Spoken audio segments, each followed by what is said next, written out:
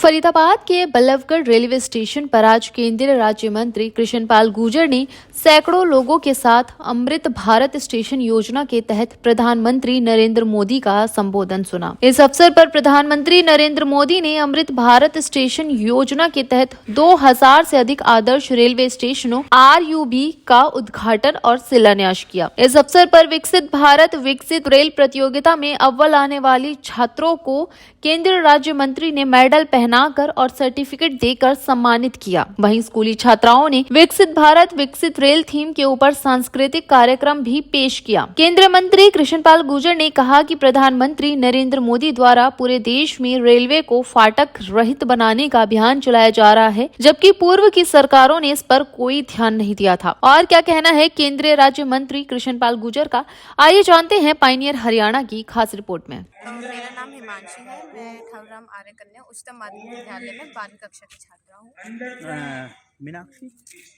हिमांशी जी, आपको ये इनाम दिया गया है मोदी जी द्वारा। किस चीज़ में आपने क्या कंपटीशन में भाग लिया था जो आपको ये इनाम दिया गया है? रेलवे अथॉरिटी हमारे स्कूल में आए थे। उन्होंने विकसित भारत विकसित रेल पे हमें एक टॉपिक दिया था। उसमें एलोक्यूशन में मैंने पार्ट लिया था। तो सीनियर विंग में मैं सेकंड रही हूँ और उसमें मैंने अपने भाव व्यक्त किए थे कि कैसे भारत विकसित हो सकता है और रेल विकसित हो रही है आज। तो उसमें आपने क्या रेल के बारे में क्या क्या चीज़ दर्शाई गई थी, क्या वो मैंने बताया था कि कैसे रेलवेज डेवलप हो रही है और हमारे मोदी जी ने ऑनरेबल प्राइम मिनिस्टर हमारे, उन्होंने कैसे एक अपने व्यूज़ को, अपने विजन को आगे बढ़ा रहे हैं। उनका विजन ये है कि वो 2047 तक, जब तक 100वां हमारा स्वतंत्रता दिवस होगा, तब तक हमारा इंडिया एक डेवलप्ड कंट्री बन जाए। तो उस चीज़ को पूरा करने के लिए वो सोचते हैं कि जो रेल इंफ्रास्ट्रक्चर है वो डेवलप हो। उससे आपने रेल के बारे में, जैसे पहले रेल कैसे चलती थी, उसके बाद पहले कैसे कोयले से चलती थी स्टीम्स, और फिर अब बुलेट ट्रेन आई है, ये सारी चीज़ें मैंने उसमें डिस्कस करी। रीडेवलपमेंट और 1500 मानव रहित फाटक के ऊपर रोड ओवर ब्रिज या रोड अंडरपास बनाने का आज शिलान्यास और लोकार्पण किया है। इससे पहले फर्स्ट फेज में इसी तरह 508 रेलवे स्टेशन को रीडेवलपमेंट का काम भी तेजी के साथ शुरू हो गया है। यानी कि देश में रेलवे ने जो अभूतपूर्व गति के साथ सुधार हुआ है, कायाकल्प हुआ है, उसकी अपनी एक कहानी आप सबके सामने है।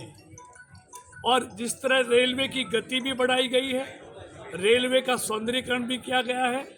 आप देखेंगे 10 सालों में 31,000 किलोमीटर नई रेलवे लाइन बनाने का काम हो, 40,000 किलोमीटर रेलवे लाइन का इलेक्ट्रिफिकेशन हो, ये अपने आप में एक बहुत बड़ी मिसाल है। आज जो एयरपोर्ट पे सुविधाएं हैं, वो भारत के रेलवे स्टेशनों पर वही सुविधाएं देश के लोगों को मिलेंगी। यानी कि विकसित भारत विकसित रेल की जो कल्पना लोग सोचते थे, आज वो उनकी आंखों के सामने साकार हो रही है। वंदे भारत, नमो भारत ट्रेन, अमृत भारत ट्रेन, आप देखिए किस तेजी से भारत में आज दौड़ रही है। तो ये पूरी कहानी है।